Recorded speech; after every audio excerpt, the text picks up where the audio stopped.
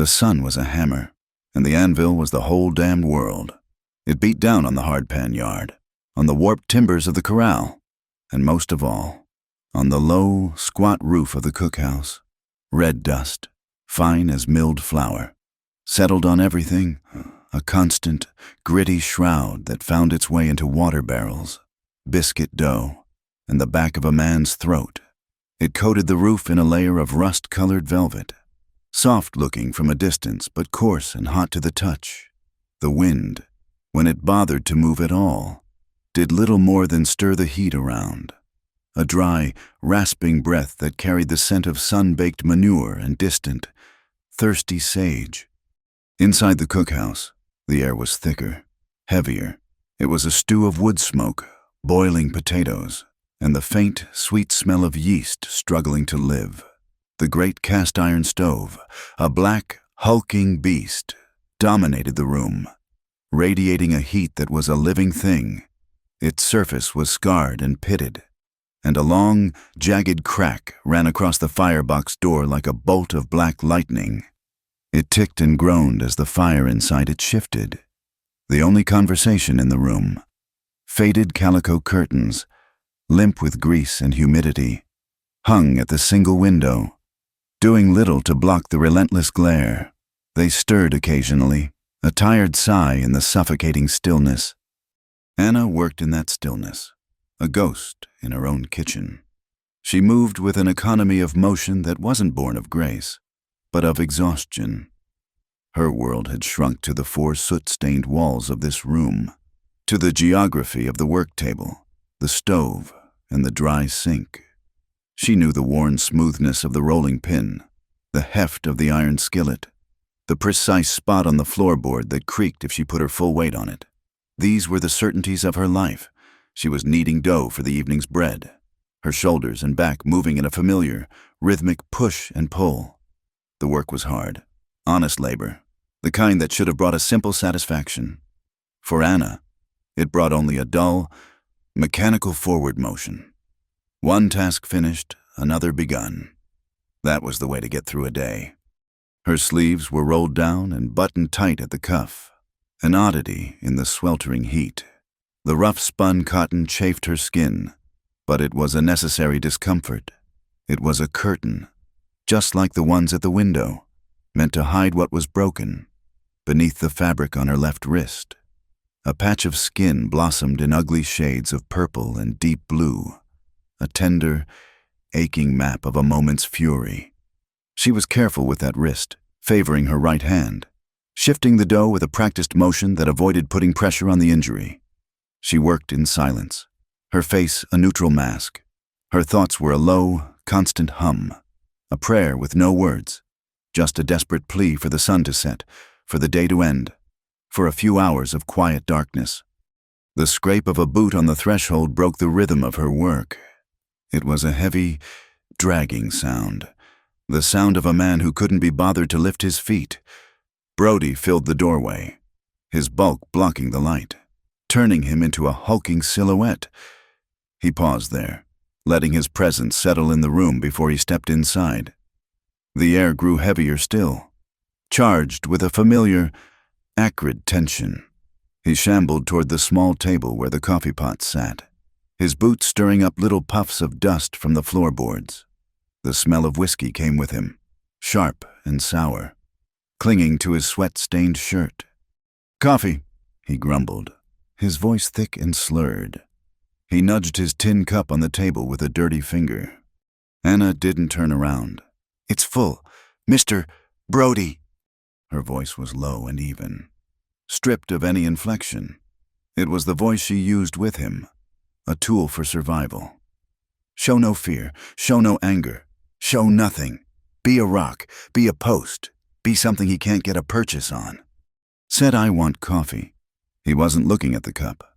He was looking at her back, at the way her shoulders had tensed. He enjoyed that.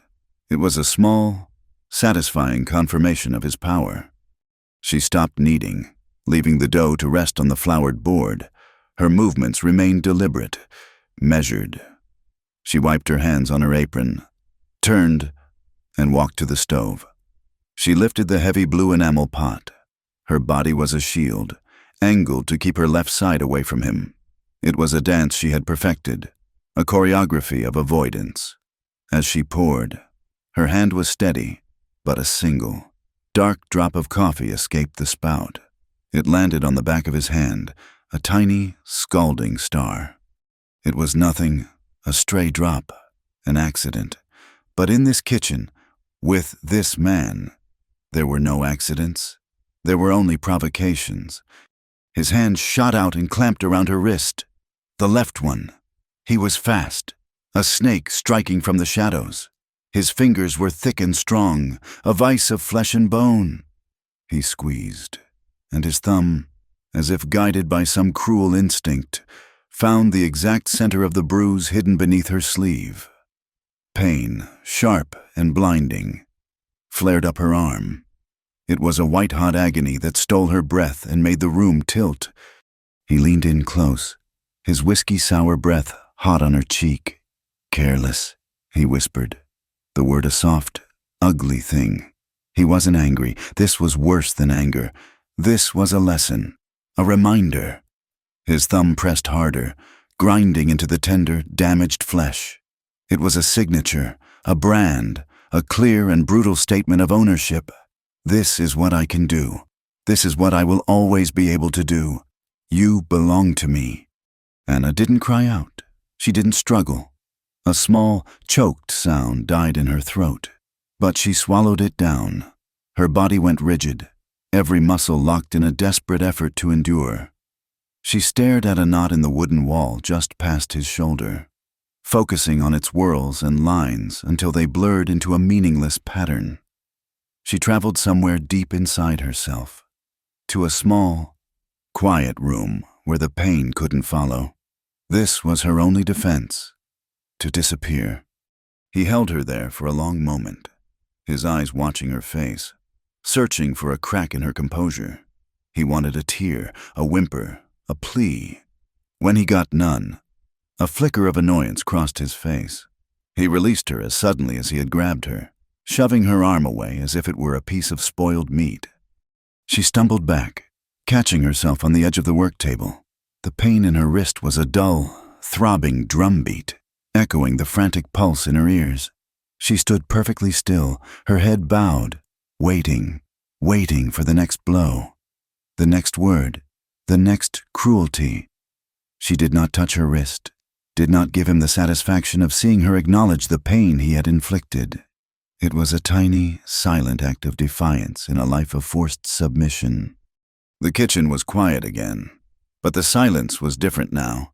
It was a wounded thing, torn and ragged. Brody didn't leave. He slumped into a chair at the table and began to drag his boots back and forth across the floorboards. The sound was a deliberate, grating irritation, a rhythmic scraping of leather and wood that worked its way under Anna's skin, fraying the edges of her control. Scrape, scrape, scrape. It was the sound of a jailer polishing the bars of a cage. It was the sound of her life being worn away, one agonizing moment at a time. He wasn't drinking the coffee. He just stared into the cup, a sullen, brooding presence that soaked up all the air in the room.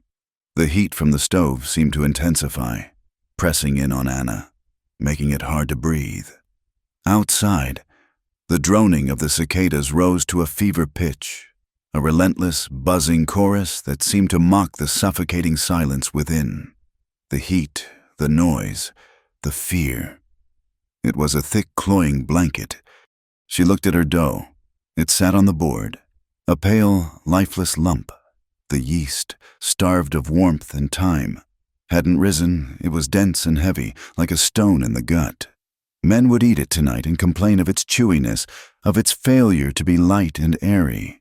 They wouldn't know that bread couldn't rise in a room full of fear. Fear was a poison.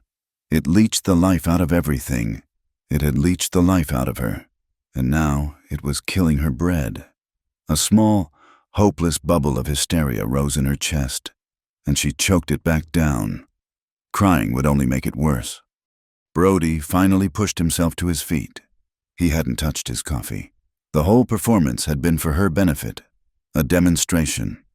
He walked to the door, his steps still heavy, still dragging.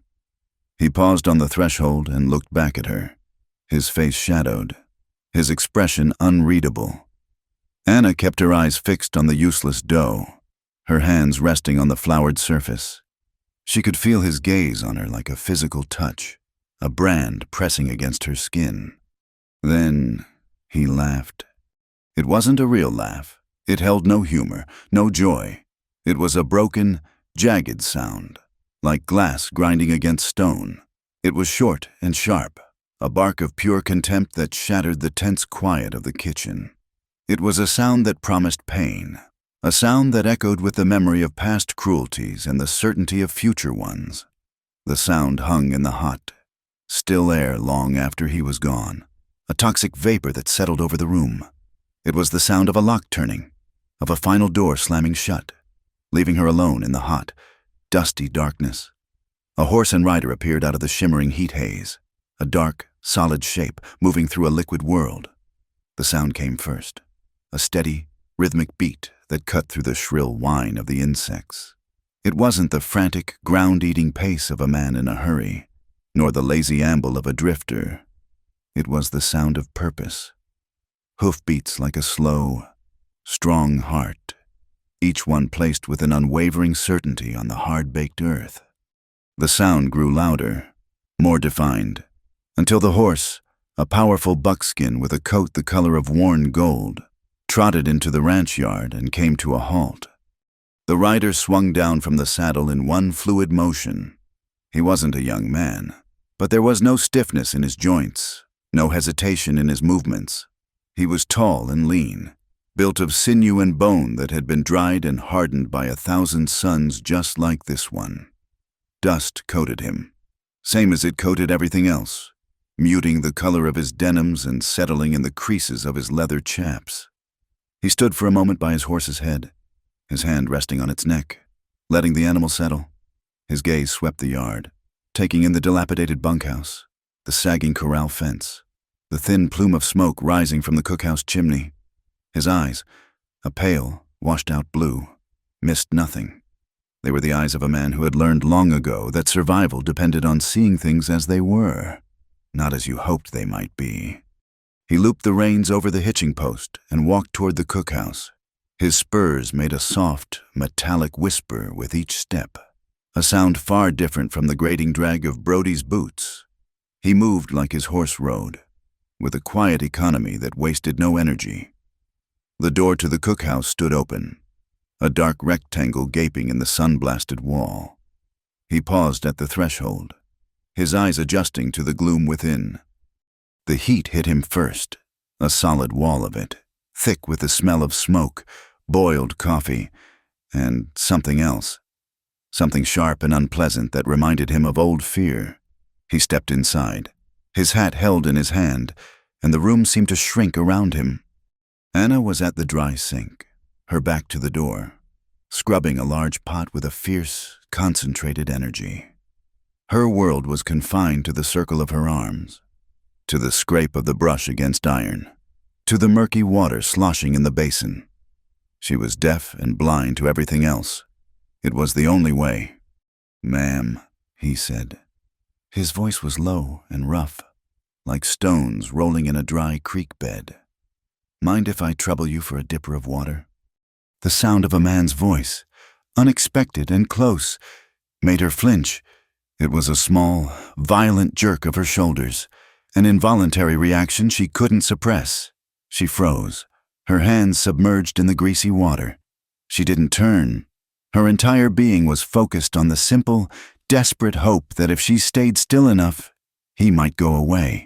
He was just another hand, another mouth to feed, another pair of eyes to avoid. Dalton waited. He stood just inside the door, patient and unmoving. He saw the violent flinch. He saw the rigid set of her shoulders. He saw how her head was bowed, as if she were expecting a blow. He had seen that posture before, in cornered animals and broken men. It was a posture of profound and weary submission. Slowly, as if moving a great weight, she turned. She kept her eyes down. fixed on the dusty floorboards in front of his boots. She wiped her hands on her apron and moved toward the water barrel in the corner. Her body angled away from him in that strange, protective way he had already noticed from the doorway. She was trying to make herself smaller, to take up less space in the world. She dipped a tin cup into the barrel and held it out to him. Still without looking up, her arm was extended, and as she moved, the worn cuff of her sleeve slid back an inch. It was just an inch, a tiny sliver of exposed skin, but it was enough. Against the pale flesh of her inner wrist was a mark. It was a dark, ugly bloom of violet and angry blue, the distinct, brutal imprint of a man's thumb. Dalton took the cup from her. His fingers brushed against hers, and he felt a tremor run through her. He said nothing. He didn't need to. In that single, fleeting moment, his gaze had locked onto the bruise, and he had understood everything. He understood the rolled-down sleeves in the oppressive heat. He understood the flinch, the bowed head, the careful, pained way she moved. It was a story told without a single word, a testament to a quiet, daily terror. And in that same moment, Anna looked up. It was a mistake, a lapse in the strict discipline that governed her life. Perhaps it was the unexpected gentleness in the way he took the cup, or the simple fact that he hadn't made a crude remark or a demanding gesture. For a fraction of a second, her eyes, wide and haunted, met his, and in his gaze, she saw something that terrified her more than any threat. She saw that he saw. He saw the bruise, and he saw the fear behind it. He saw her. It was an unbearable intimacy, a violation of the invisibility she cultivated so carefully.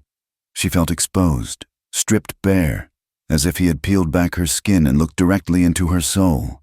Her eyes darted away instantly, but it was too late. The connection had been made. Dalton lifted the cup and drank, his own eyes never leaving her. He took his time, swallowing the cool, slightly metallic water. The silence in the room stretched, pulled taut like a wire. The only sounds were the ticking of the stove and the frantic beating of Anna's heart against her ribs. "Something you need. Dalton." Brody's voice sliced through the quiet. He had come up behind them, silent as a shadow. He stood in the doorway now, his thumbs hooked in his belt, a proprietary smirk on his face. He had seen the look that passed between them. He had seen where Dalton's eyes had lingered. Dalton lowered the cup from his lips. He turned his head slowly to look at the other man. His face was unreadable, a mask carved from sun-cured leather. "Just getting some water. Brody," he said, his voice still quiet, still even. "See you got it," Brody said. The smirk widened. He looked from Dalton to Anna, who was staring at the floor again, frozen in place. "Don't you go bothering my help. She's got work to do." The words were casual, almost conversational, but the meaning was clear. The emphasis on the word "my" was a deliberate and ugly brand. My help, my property, my woman to do with as I please. It was a warning, a dismissal, and a reassertion of his power, all rolled into one greasy phrase. Anna flinched again, a smaller movement this time, but Dalton saw it. He saw the way she seemed to fold in on herself, to shrink under the weight of that one possessive word. Dalton didn't answer Brody. He didn't look at him again. His attention was wholly on the woman standing by the water barrel. He saw the faint tremor in her hands, the rigid line of her jaw. He turned back to the small table by the wall, and with a slow, deliberate motion that seemed to take an eternity, he placed the tin cup on the wooden surface. He set it down so gently that it made no sound at all. Not a click, not a scrape. It was an act of immense, controlled precision. In the charged atmosphere of the room, that silent gesture was louder than a gunshot. It was a rejection of Brody's authority. It was a refusal to be dismissed. It was a quiet, cold declaration of contempt. The air in the kitchen turned thick as mud. The heat, the silence, The unspoken violence, it all coalesced into a suffocating pressure. The three of them were trapped, bound together by a rope of pure, unadulterated tension. Brody's smirk vanished, replaced by a sullen, dangerous glare. He understood the challenge in Dalton's silence. Anna, caught between the two men, barely breathed. She felt like a rabbit trapped between two wolves, one snarling and obvious, the other silent and coiled. The moment was broken by the clang of the dinner triangle from the yard. The sound was harsh and jarring. An intrusion from the outside world. Brody grunted, his eyes still locked on Dalton. The spell was broken. He had men to feed, a performance of authority to maintain. He gave Dalton one last, venomous look before turning and lumbering out of the cookhouse. The tension remained, a foul residue left behind. Dalton stood by the table for another long moment. The sun was beginning to dip toward the horizon, and long, distorted shadows were stretching across the yard. The light filtering through the greasy window turned the dust motes dancing in the air to gold. The smell of the evening meal began to fill the camp cornbread baking, bacon frying, the rich, earthy scent of boiling beans. It was the smell of 100 other evenings on 100 other ranches, the smell of hard work and honest hunger. But tonight, it was mixed with something else, the scent of sweat, of stale whiskey, and the sharp, metallic tang of an unspoken threat. Finally, Dalton turned to leave. He looked at Anna one last time. She was still standing by the water barrel, her arms wrapped around her waist, a small, lost figure in the growing shadows. He didn't offer a word of comfort. He didn't make a promise. Words were cheap and easy, and he was not a man who dealt in either. He just looked at her, and his eyes said what his voice did not. "I see you." He walked out of the cookhouse and back into the dying light of the day, his spurs whispering in the dust. He swung up into his saddle and rode out of the yard, his back straight, his pace as steady and unhurried as when he had arrived. But as he rode into the vast, indifferent twilight of the prairie, he wasn't thinking about the long miles ahead. He was thinking about the woman in the dark, hot kitchen. He had left her behind, but his eyes and the cold, hard knot of anger in his gut remained fixed on the ugly purple bruise that she had tried so hard to hide. Night fell, not as a comfort, but as a different kind of weight. The crushing heat of the day gave way to a cool, thin air that carried sounds for miles, the distant yip of a coyote, the ceaseless thrumming of the crickets, the rustle of some unseen creature in the dry grass. Darkness erased the horizon, turning the vast prairie into an infinite, star-pricked ocean. In the center of that ocean, the ranch was a tiny, fragile island of flickering lantern light. Dalton sat with his back against the rough-hewn rails of the corral, a lone silhouette in the deep blue twilight. He had eaten his meal with the other hands, a silent presence at the long, splintered table. He had listened to their tired talk of stray cattle and weak fences, his own thoughts a world away. Now, he nursed a cup of coffee that had long gone cold, his gaze fixed on the single yellow square of light that was the cookhouse window. The rest of the camp was settling down. The bunkhouse was a low murmur of voices and the occasional rough laugh. A lamp glowed in the main house. In Brody's room, a beacon of menace. He watched and he waited. He didn't know what he was waiting for. Not exactly. It was a feeling in his gut, a low, coiled tension that had taken root the moment he'd seen the bruise on the woman's wrist. He was a man who trusted his gut. It had kept him alive through stampedes, blizzards, and the quiet, deadly moments when a disagreement over a card game turned into something else entirely. And right now, his gut was telling him that the day's ugliness was not yet over. The smell came first, drifting on the night air, the heavy, sweet, sour stench of cheap whiskey. It cut through the clean scents of dust and sage, a foul premonition. Then came the sound, the familiar, dragging scrape of boots and a low, tuneless humming. Brody's shadow detached itself from the main house and began to move across the yard, a lumbering beast navigating the darkness. It moved with a drunken, unsteady purpose, and its path was a straight line to the cookhouse. Dalton's hand, resting on his knee, slowly curled into a fist. The knuckles went white. He did not move. He did not make a sound. He was just a part of the shadows, a witness. He watched the shadow fill the lighted doorway, blotting out the warmth, plunging the interior into silhouette. Inside, Anna was finishing her last task. The pans were scrubbed, the floor was swept, the leftover food put away. She was wiping down the long work table, her movements slow with a weariness that went bone deep. She had heard him coming. She had smelled the whiskey. Her whole body had gone rigid. A string pulled too tight. She did not turn. She kept her back to the door, her hands moving over the wood, back and forth, back and forth. A mindless, repetitive motion to anchor her in the roaring silence. "Turn around." His voice was thick, syrupy with drink. It was not a request. She stopped her work. Her hands lay flat on the table. She took a breath, a shallow, careful thing that did little to fill her lungs. And she turned. He stood there, swaying slightly, a half-empty bottle dangling from one hand. A loose, ugly grin was plastered on his face. His eyes, small and bloodshot, roamed over her. "Tired," he slurred. "You look tired." She said nothing. Her face was a blank page. He took a step into the room, then another. "Don't like that look on your face. So damn miserable all the time." He set the bottle down on the table with a heavy thud. "Ain't I good to you?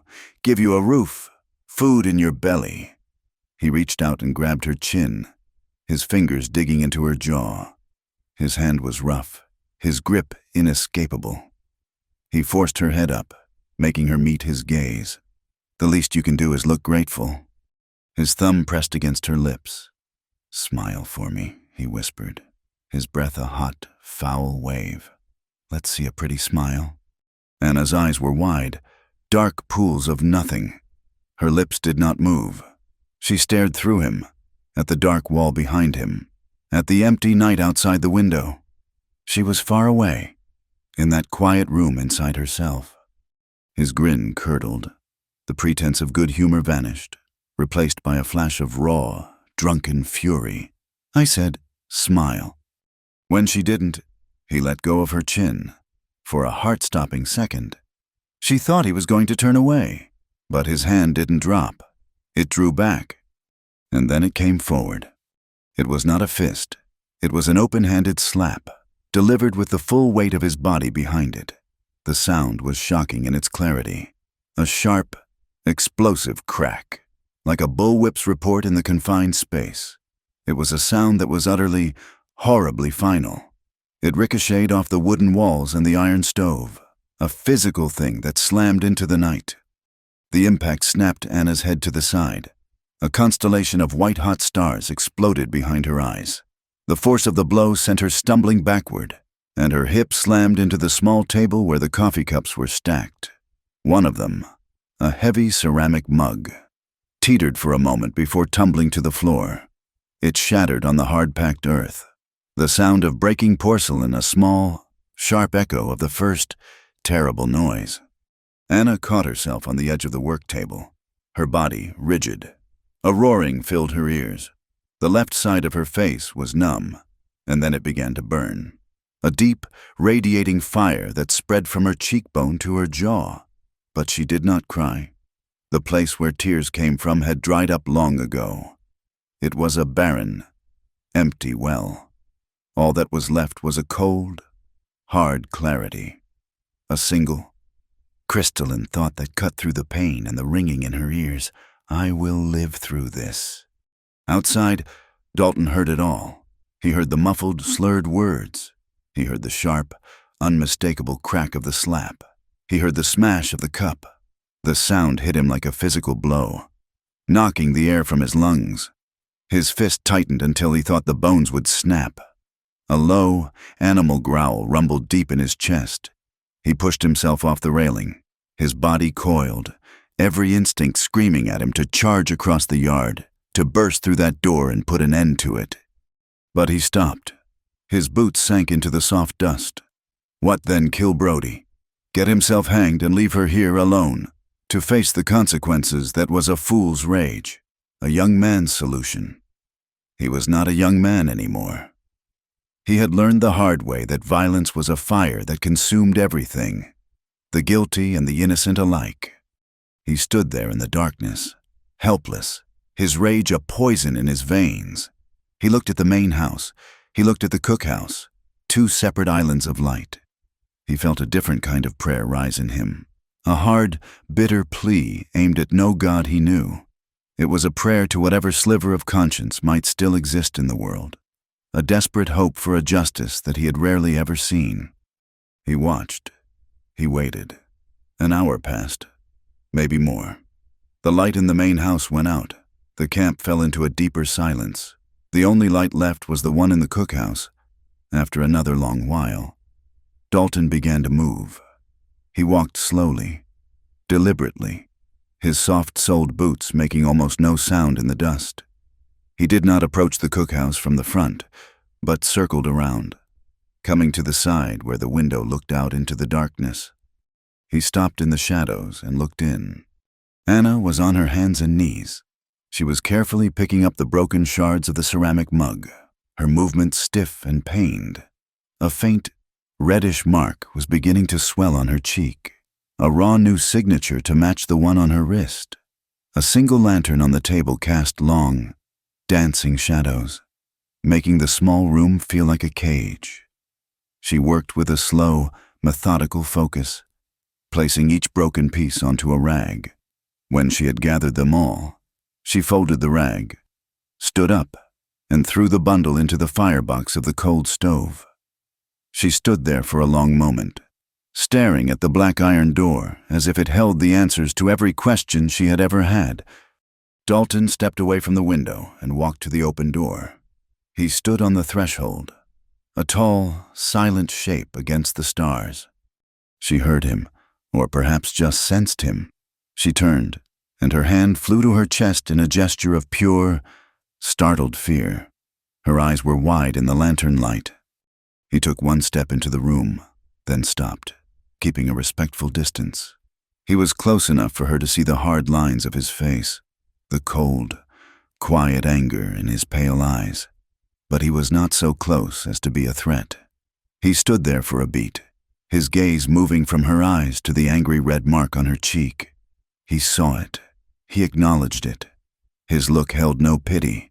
Pity was a useless, condescending thing. What he offered her was something far rarer.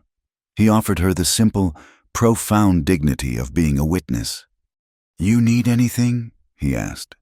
His voice was a low rumble, stripped of all emotion save for a deep, bedrock weariness. The question hung in the thick, quiet air.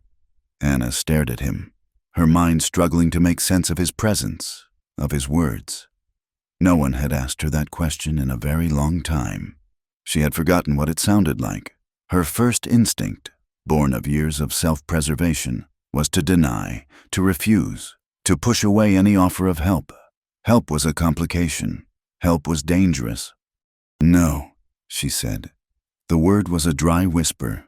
Her hands, clasped in front of her, began to tremble, a fine, uncontrollable shaking that betrayed the stillness of her body. Dalton nodded slowly. He had expected the answer. He held her gaze for another moment, a silent communication passing between them. Then, he turned to go. He stepped back over the threshold, merging with the darkness outside. He paused, his back to her, and looked up at the vast, indifferent spray of stars. The night wind stirred, a cool breath against his face, rustling the dry leaves of the cottonwood by the creek. He spoke, not to her, but to the darkness, to the wind, to the entire, empty world. His voice was quiet, but it was not a whisper. It was a statement of fact, a promise forged in cold, hard rage. It was a vow. "Lady," he said, the words clear and steady in the night air. "You ain't going back there." He walked away without another word, disappearing into the shadows from which he came. The wind picked up his words and carried them into the cookhouse. They settled around Anna, not as a comfort, but as something heavier, something more terrifying and more hopeful than she had felt in a lifetime. It was the sound of a different kind of lock turning. It was the sound of a rope being thrown, a new line connecting her fate to that of the quiet, watchful man who had refused to look away. The stars had not yet begun to fade. It was the deepest part of the night, a cold, ink-black hour when the world held its breath between one day and the next. The moon was a sliver, casting a weak, skeletal light that did little more than sharpen the edges of the shadows. The ranch was utterly still, a collection of dark, sleeping shapes under a dome of impossible distance. Inside the cookhouse, a single lantern burned. It sat on the center of the work table, its flame turned low, casting a small, trembling circle of yellow light in the oppressive dark. Anna sat at the table, her back ramrod straight. She had not slept. Sleep had become a foreign country, a place she could no longer find the path to. She had sat there all night, her hands folded in her lap, listening to the slow, dying sighs of the stove as its last embers faded. The burning on her cheek had subsided to a dull, throbbing ache. It was a constant physical reminder of the promise she'd heard from the darkness. "Lady, you ain't going back there." The words had echoed in the silence of her mind for hours. A terrifying, beautiful, and utterly unbelievable proposition. A sound at the door made her heart seize. It wasn't a loud noise. It was a soft, dry tapping, like a dead leaf scraping against the wood. 3 distinct taps, quiet but insistent. It was a sound meant only for her.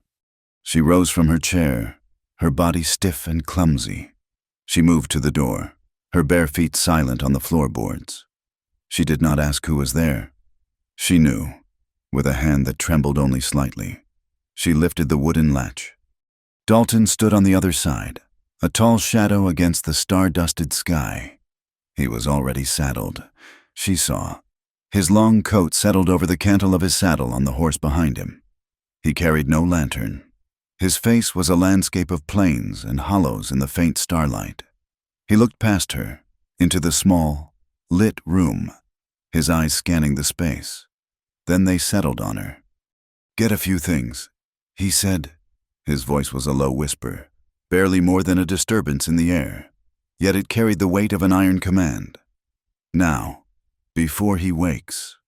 The words were a stone dropped into the still pool of her fear. The ripples spread through her instantly. Her breath caught in her throat. This was real. The words in the night had not been a dream. This man, this near stranger, was standing in her doorway in the dead of night, telling her to abandon the only life she knew. A wave of pure, paralyzing terror washed over her. Her mind flooded with 1,000 impossibilities, 1,000 brutal consequences. Brody waking, being caught, being dragged back. What would happen then was a darkness she could not bear to look at. He saw the fear in her eyes, the sudden, stark panic that threatened to overwhelm her. He saw her take a half-step back, as if to retreat into the familiar cage. He didn't move, didn't reach for her. He simply held her gaze. His own eyes were steady, unwavering. They did not offer comfort or reassurance. They offered something harder, something more potent, a simple, unvarnished statement of fact. This was happening. The choice was hers.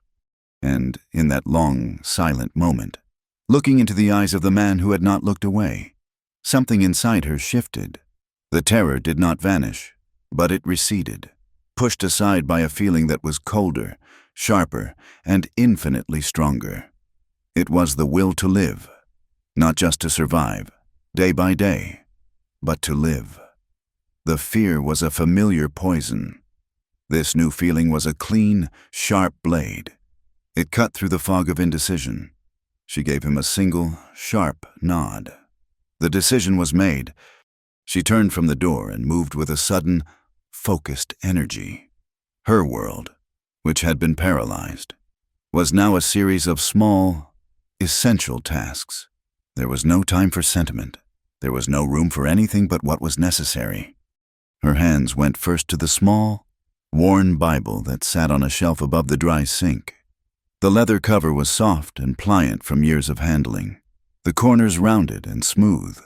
It was her mother's, the only thing she had left of her. She tucked it into the deep pocket of her apron. Next came the wool shawl hanging from a peg by the door. It was coarse and smelled of wood smoke, but it was warm.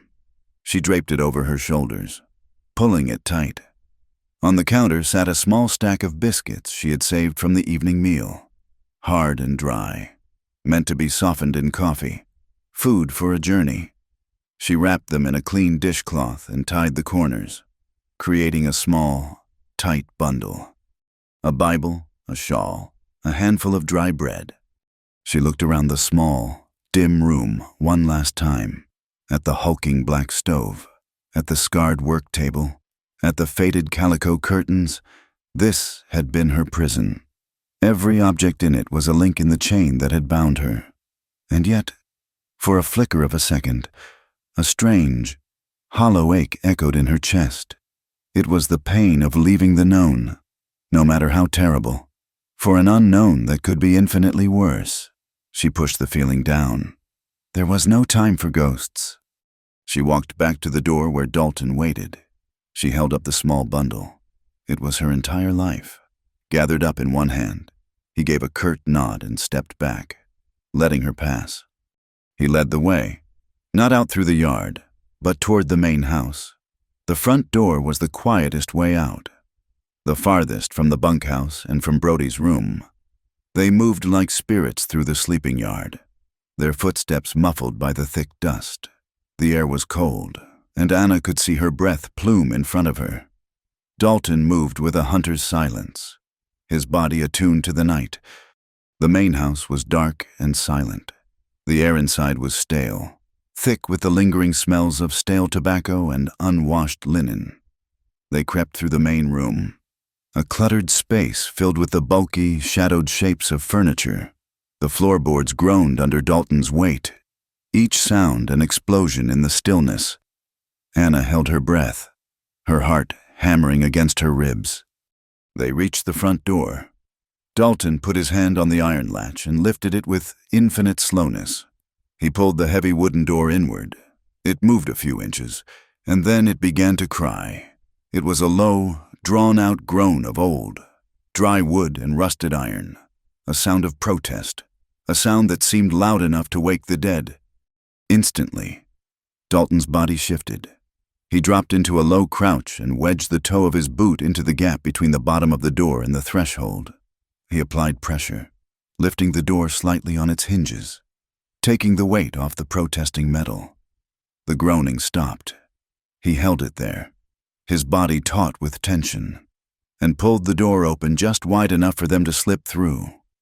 He eased it shut behind them with the same painstaking care, his boot holding the silence until the latch clicked softly back into place. They were outside, on the front porch. They were free of the house. The yard lay before them, a vast, open space bathed in the silver and black wash of starlight. The dust on the ground seemed to glitter with a cold fire. Dalton's buckskin horse stood waiting by the porch rail, unmoving, its reins looped over the wood. The horse was not tied. It stood out of loyalty, a silent, living statue. As they approached, it lifted its head and blew out a soft, steamy breath, the sound a quiet greeting in the immense silence. The horse smelled the change in its master, the sharp, adrenalized scent of purpose and haste that clung to him like a second skin. Dalton untied his coat and the small bedroll from behind his saddle. "Hold this," he whispered, passing them to her. He checked the cinch, his hands moving with practiced efficiency, tightening the leather strap that held the saddle in place. The faint creak of the leather was the only sound. He turned to Anna. The horse stood between them, a warm, breathing wall. He put a hand on the saddle horn. "Ready." Anna looked at the horse.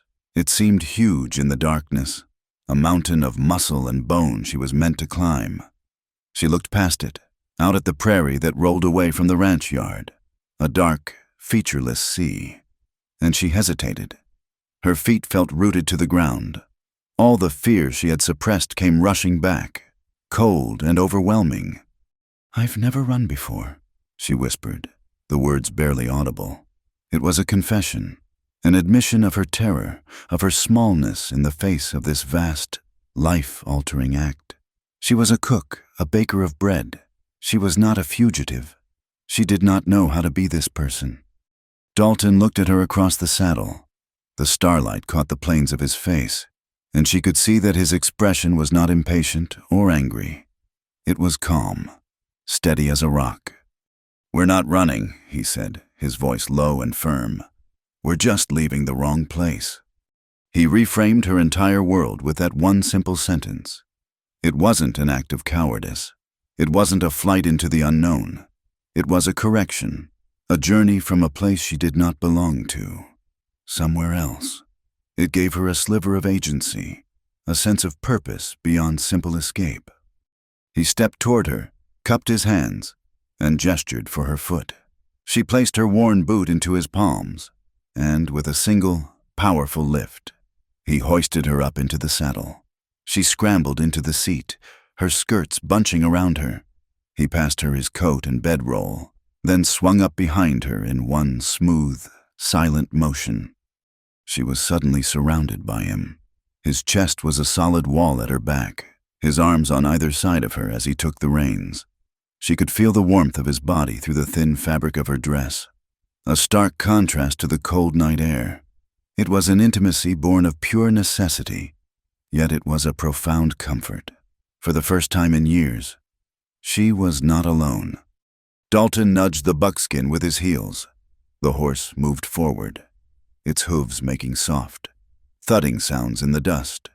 They crossed the yard, past the silent bunkhouse, past the dark shape of the cookhouse, and out onto the open prairie. No one stirred, no dogs barked. It was as if the ranch itself had conspired to let them go. As they cleared the last of the ranch buildings, the world opened up. The vast, empty land stretched out before them in every direction, silvered by the light of 1,000,000 distant stars. The wind, cool and clean, washed over them, carrying the scent of sage and dry earth. It was a wind that smelled of freedom. They rode on, a single, dark shape moving through the immense, silent landscape. The steady rhythm of the horse's gait was a new kind of heartbeat. The prairie was a blank page, a story not yet written.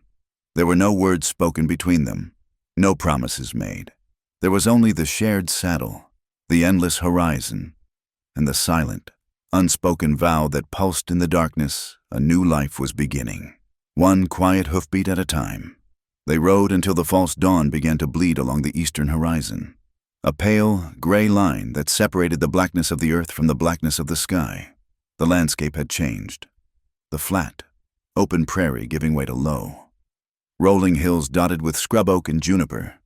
Dalton guided the buckskin down a gentle slope into a shallow, winding arroyo where the air was cooler and carried the faint, damp smell of cottonwood trees. The creek bed was mostly dry, a wide ribbon of pale sand and smooth, bleached stones, with only a thin trickle of water meandering through its center. He followed the dry creek for another mile as the light grew, turning the world from shades of black to a uniform, shadowless gray. Ahead, a dense stand of aspen trees clung to the bank, their slender, white trunks clustered together like a crowd of silent sentinels. Their leaves, even in the dim light, trembled with the slightest breath of air, creating a soft, rushing sound like falling water. Tucked deep within the grove, almost perfectly concealed, was a structure. It was a small, single-room cabin, built of rough-hewn logs that had long ago weathered to the color of old silver, the same ghostly white as the surrounding trees. It seemed less a building and more a natural part of the landscape, a thing that had grown out of the earth and been forgotten by time. Its windows were dark, empty squares, like the vacant eyes of a skull, and a stone chimney, chinked with crumbling mortar, stood crooked against the brightening sky. Dalton reined the horse to a halt under the rustling canopy of the aspens. He swung down from the saddle, his boots making a soft crunching sound on the sandy ground. For a moment, he simply stood, looking at the cabin, his face unreadable. He then turned and reached up for Anna. She slid down into his arms, her legs stiff and numb from the long ride. He set her on her feet, and she had to place a hand on the horse's warm flank to steady herself. The world felt strange and tilted beneath her. "My uncle's place," Dalton said, his voice low in the quiet of the morning. "He built it, then moved on. Been empty for years." The cabin was more than empty. It felt forsaken. It was a place that had given up. A shutter hung from a single leather hinge, swaying slightly. The door, a simple plank affair, was ajar. It looked as if the last person to leave had simply walked away and never looked back. He led the horse to the creek and let it drink, then tethered it to a low-hanging branch. He took his bedroll and coat, and with a slight nod, gestured for Anna to follow him to the cabin. The wooden step before the door groaned in protest as he put his weight on it. He pushed the door open, and it scraped across the floor, a sound of deep and profound reluctance. The air that rolled out to meet them was thick and dead. It was the smell of disuse, of trapped stillness, of dust and decay, and the faint, dry scent of mouse droppings. A thick, gray blanket of dust covered everything, softening the sharp edges of the room, muffling the world. It lay heavy on the floor, on the small wooden table, on the two simple chairs, and on the narrow cot built into the far wall. Cobwebs, thick as cotton batting, hung in the corners and draped from the low rafters like funeral shrouds. The place was a tomb, a testament to a life that had ended. Yet, as Anna stood on the threshold, a strange feeling washed over her. For the first time in what felt like an eternity, she was standing before a door that she could close, a door without a Brody on the other side. Dalton moved past her into the gloom. He set his things on the table, raising a small puff of dust. He took a small oil lamp from his saddlebags, along with a tin of oil and a box of lucifer matches. His movements were efficient, methodical.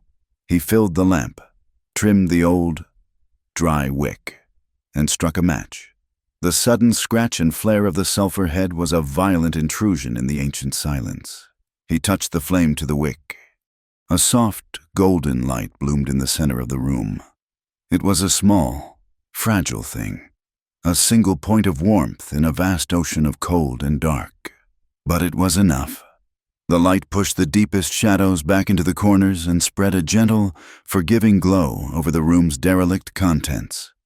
It fell upon one of the chairs, illuminating the fact that its back was broken. One of the spindles snapped clean in two. It was a wounded object, sitting patiently in the dust. Dalton set the lamp on the table. The circle of light became their world. "You'll stay here," he said, not looking at her, his attention on adjusting the flame. "I'll be close by. There's good water in the creek. Berries grow along the bank. Farther down." He pointed vaguely toward the door. His words were simple, practical, instructions for survival. He was giving her a place, a map, the barest essentials of a new life. Anna looked around the dusty, broken room. She looked at this quiet, intense man who had ripped her from one life and deposited her into the shell of another. The enormity of what they had done, of what he had done for her, settled on her with a crushing weight. The risk he had taken was a debt she could never repay. "You'll be in trouble," she said, her voice a little more than a whisper. "When he finds out, he'll come after you." Dalton finished with the lamp and finally turned to face her. He stood in the soft lamplight, and she could see the fine lines etched around his eyes, the faint, silvery scar that cut through one eyebrow. His expression was calm. There was no fear in it, only a deep, abiding weariness, as if he had been having this same argument with the world for a very long time. "It won't be the first time," he said, his voice even and low, "that I've had to stand in front of a man who doesn't deserve the name." The words were plain, spoken without a hint of bravado. They were a simple statement of his own history, a glimpse into the code that governed him. And in that moment, Anna understood that this was not about her, not entirely. This was about him, about the kind of man he had decided to be in a world full of men like Brody. He turned to pick up his saddlebags, preparing to leave her in this dusty sanctuary he had provided. As he moved, his arm brushed against hers, on instinct, without thinking. Her fingers closed around the rough fabric of his sleeve.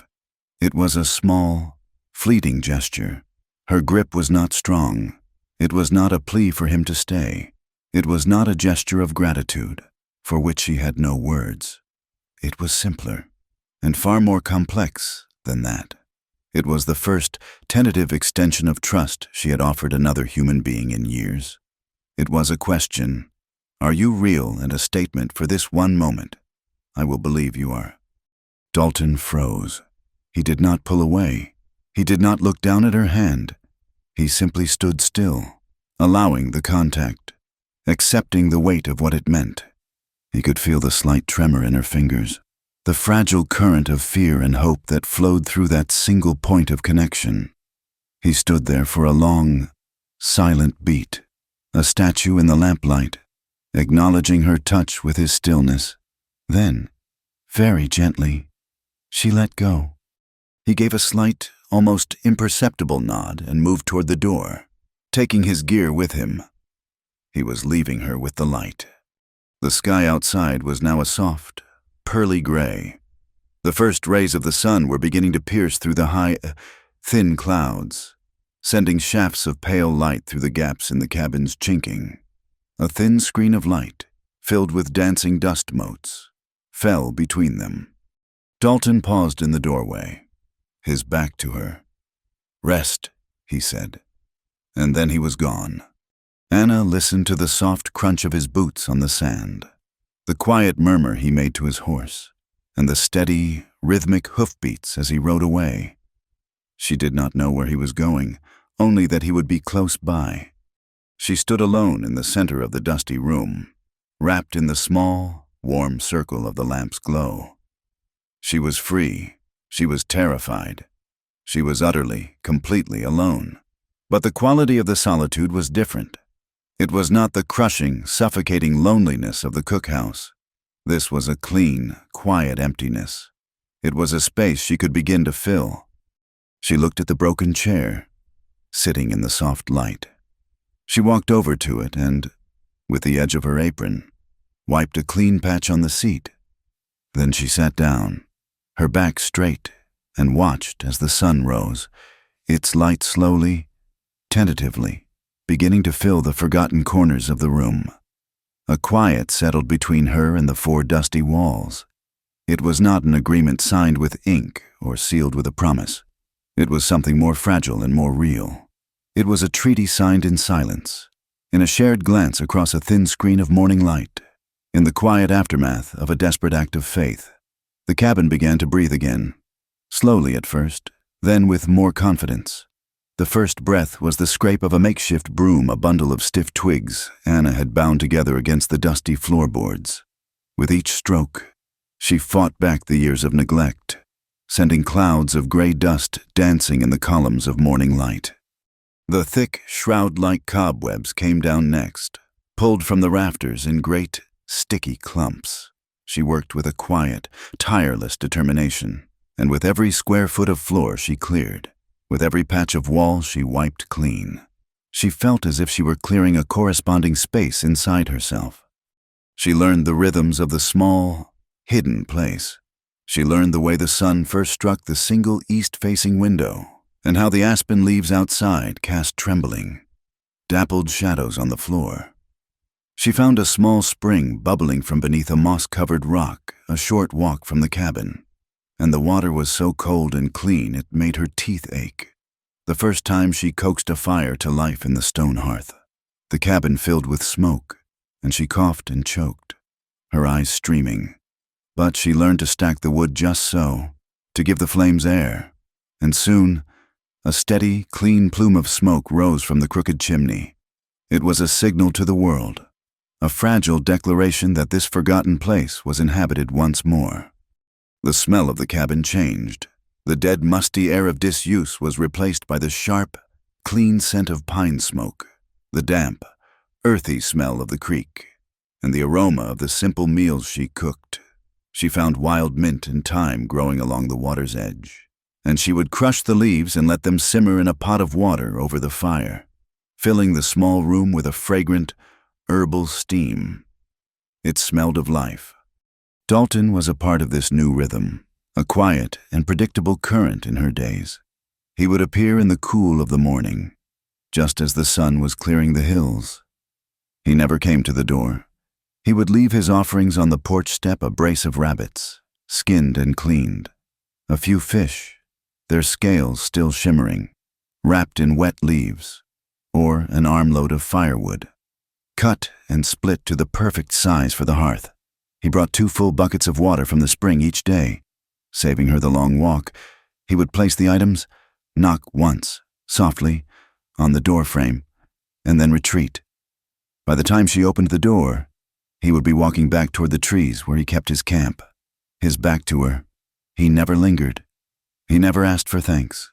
His presence was a silent, steady provision, a promise kept without a single word. The days settled into a peaceful, sun-drenched routine. The world shrank to the cabin, the creek, and the rustling grove of trees. The constant, grinding fear that had been her companion for so long began to recede. It was still there, a shadow in a far corner of her mind, but it no longer dominated her every waking thought. She began to notice things again: the bright, audacious blue of a jay flitting through the branches, the way the light turned the creek to molten silver in the late afternoon, the deep, profound silence of the night, a silence that was empty of threat. She was learning how to take a full breath, to let it fill her lungs without the fear of it being stolen away. One afternoon, the heat was a heavy, suffocating blanket. The air was still, and the aspen leaves hung limp on their branches. Anna had been scrubbing the floor with a rag and a bucket of creek water, and the cool dampness was a relief. She stood up to stretch her aching back, pushing a stray strand of damp hair from her forehead, and saw him standing at the edge of the trees, watching the cabin. He had not brought any provisions. He just stood there, his hat in his hand, his gaze distant. After a long moment, he began to walk toward the cabin, his steps slow and weary. He stopped at the open doorway but did not enter, his tall frame outlined against the bright, shimmering heat outside. He looked tired, deeply tired. His shirt was dark with sweat, and a thin trickle of it ran from his temple, tracing the path of the silvery scar beside his eye. He wasn't looking at her, but at the interior of the cabin, at the clean-swept floor, the neat stack of firewood by the hearth, the small bundle of herbs hanging from a rafter to dry. He took it all in, his expression unreadable. "It's clean," he said. It was the first full sentence he had spoken to her since the night they'd fled. "It needed it," she replied, her voice soft. He nodded, his gaze still moving around the room. He seemed to be searching for the right words, a struggle that was foreign to his usually silent nature. "There's a lot of men like Brody in this country?" he said at last, his eyes finding a knot in the door frame. "Men who think the world owes them something, think might makes them right." "And does it?" she asked, her voice barely a whisper. He finally looked at her. His pale blue eyes were clear and direct, and they held a sadness that seemed as old as the hills around them. "Might makes you powerful," he said. "It don't make you right, but most men don't bother themselves with what's right. It's too much trouble." He fell silent, the weight of his words hanging in the hot, still air between them. Anna saw something in his face then, a flicker of an old, deep pain. She saw that his words were not just an observation about the world, they were a piece of his own story. He was not just talking about Brody. He was talking about a fundamental brokenness he had witnessed time and time again. He leaned a shoulder against the doorframe, his gaze drifting back out to the sun-bleached landscape. "I had a wife once," he said, his voice so low she had to strain to hear it. "Sarah, and a little girl, Lily." He spoke the names as if they were fragile, precious things he had not allowed himself to touch in a very long time. We had a small place, up in the high country. Good water, good grass. It was enough. He paused, and the silence was filled with the droning of a lone cicada outside. Then the fever came through. Winter of '78. It took them both in the same week. There was nothing I could do, just watch. He swallowed hard, a muscle working in his jaw. After that, I learned to keep my distance. Easier not to get close to things you can lose. You just keep moving. Keep your back to the world. The confession lay between them, stark and painful. He had opened a door to his past and let her look inside, and the room was filled with an unbearable grief. He had built a wall around himself not out of coldness, but out of a fear of loss so profound it had reshaped his entire life. He kept the world at arm's length because his arms had once held everything, and then they had held nothing. Anna felt her own heart ache in response, not with pity, but with a deep, resonant understanding. She knew what it was to build a wall, to retreat into a small, safe place inside yourself. Her prison had been made of fear, his was made of grief. "It's easier to be distant," she whispered, her voice thick with an emotion she couldn't name. "But it's lonelier." His eyes met hers, and in that shared glance, a profound and silent understanding passed between them. He saw that she understood, not just the facts of his story, but the truth of it, the terrible, lonely weight of it. And she saw in him a man who was not just a rescuer, but a fellow survivor, a soul who bore his own deep and permanent scars. The moment was shattered by the sound of approaching hoofbeats. It was a single horse, coming at a steady, determined pace. Dalton straightened up instantly, his entire body going rigid. The weariness vanished, replaced by a sharp, predatory alertness. He stepped back from the doorway, into the shadows of the cabin, pulling Anna with him. His hand rested for a fleeting second on her arm, a silent command to be still. A rider appeared, a lanky man on a sweat-streaked bay.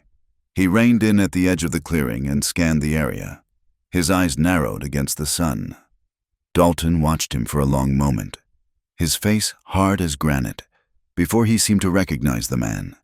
He let out a low whistle. The rider's head snapped toward the cabin, and a look of relief crossed his face. He nudged his horse forward. Dalton stepped out to meet him, leaving Anna in the shadowed doorway. They spoke in low, urgent tones, too quiet for her to make out the words, but she could read the story in their bodies. The rider's posture was tense, his gestures sharp. Dalton stood like a rock, listening, his face growing grimmer with every word. After a few minutes, the rider wheeled his horse around and galloped away, disappearing back the way he had come. Dalton stood watching him go, his back to Anna. He stood there for a long time, unmoving, a solitary figure against the vast, indifferent landscape. When he finally turned and walked back to the cabin, the brief, fragile peace of the afternoon was gone. The air was once again thick with menace. "That was a friend," he said, his voice flat and hard. "He was in town, getting supplies." He stopped in the doorway, his face a mask of grim resolve. "Brody's been asking questions. Hired a man to ride the back country. He's telling folks a story about a thief who ran off in the night." The floor seemed to drop out from under Anna.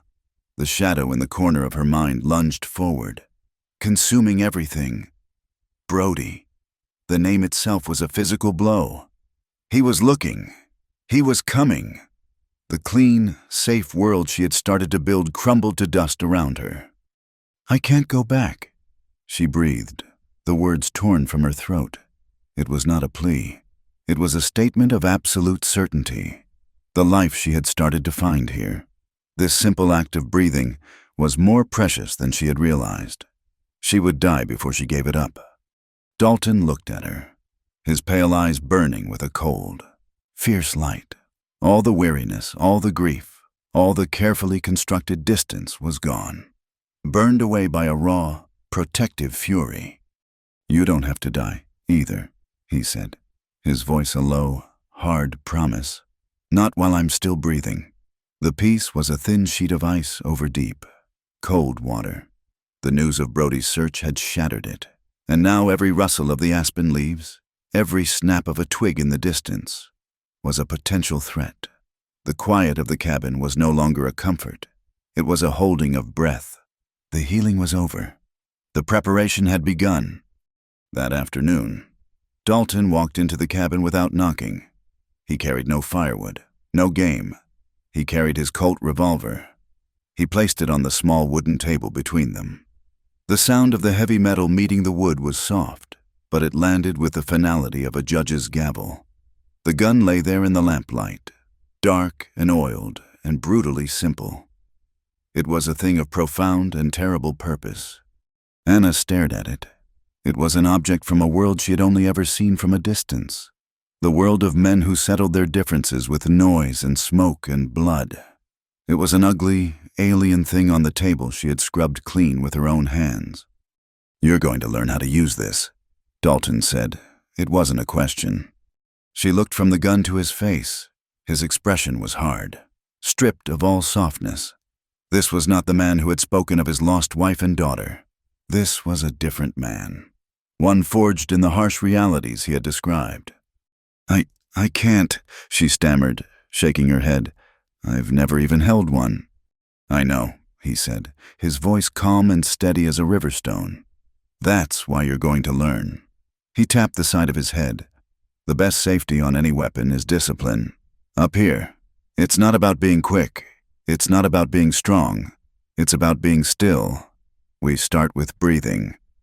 He took her out of the cabin, down into the dry creek bed where the high, sandy banks would absorb the sound and the stray shots.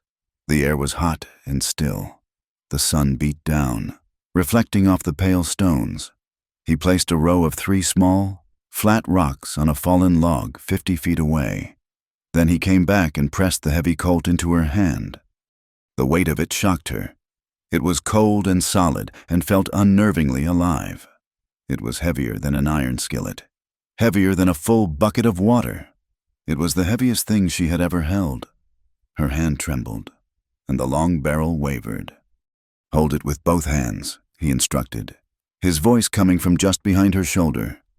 He adjusted her grip, his own large, calloused hands covering hers for a moment.